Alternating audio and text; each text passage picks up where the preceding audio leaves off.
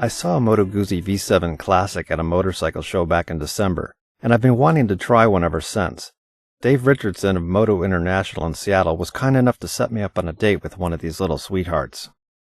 The V7 Classic is a product of the rather brief Aprilia years, when the Aprilia design team put their touch on a few new models in the Guzzi lineup. It's basically a restyled Breva, and the result is a handsome, comfortable motorcycle that pays tribute to the Guzzi heritage. Aprilia updated the Breva's 2-valve 750cc engine, with fuel injection being the most significant improvement.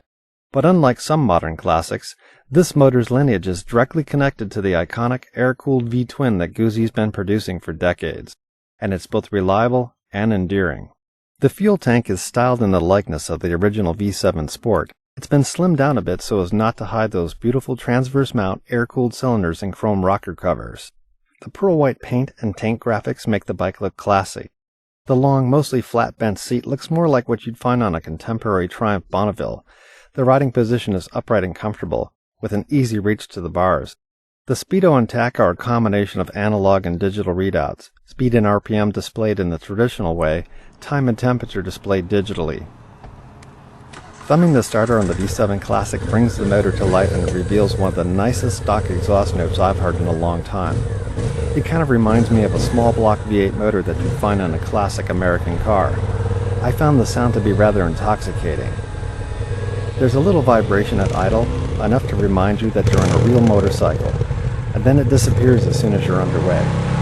Wind the motor out completely, and you may feel a little vibration in the pegs. The V7 Classic has a low center of gravity, which makes it seem very light and agile. It's an easy bike to ride with no drama or quirks. I'd feel comfortable recommending the V7 to someone who's returning to riding, or even someone fresh from the MSF class. The clutch is an easy pull, and the transmission gearing seems just right. The shift lever seemed to require a long pull between first and second, so I hit neutral a few times until I learned to give it a more dedicated effort. Adjusting the shift lever slightly would probably fix that. Power to the rear wheel is provided via shaft drive, so that means no need for tensioning adjustments or messy chain lube. I'd describe the whole riding experience as relaxed, mild even, but not boring. This bike is very well behaved thanks to its linear power delivery, with plenty of mid-range grunt, and the suspension is well sorted too.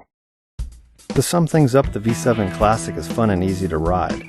It'll appeal to those who appreciate a classic look without the hassle of maintaining a classic bike. The engine delivers power in a predictable, linear way, and the ergonomics are relaxed and comfortable.